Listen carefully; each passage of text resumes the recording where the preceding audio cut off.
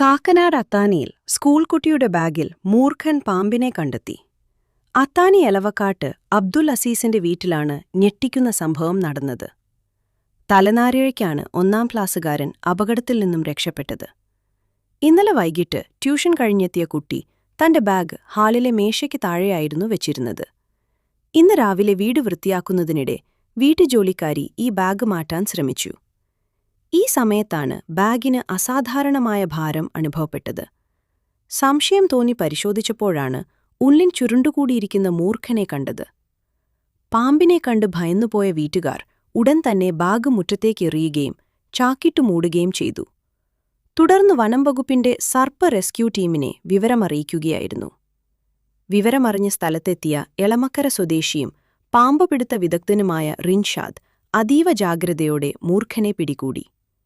പാമ്പിനെ പിന്നീട് വനംവകുപ്പിന് കൈമാറി.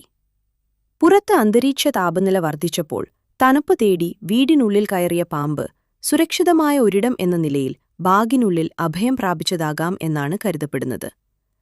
വേനൽക്കാലം ആരംഭിക്കുന്നതോടെ പാമ്പുകൾ തണുപ്പുള്ള ഇടങ്ങൾ തേടി വീടിനുള്ളിലേക്ക് കയറാൻ സാധ്യതയുണ്ട്. ബാഗുകൾ, ഷൂസുകൾ എന്നിവ പരിശോധിച്ച ശേഷം മാത്രം ഉപയോഗിക്കുക.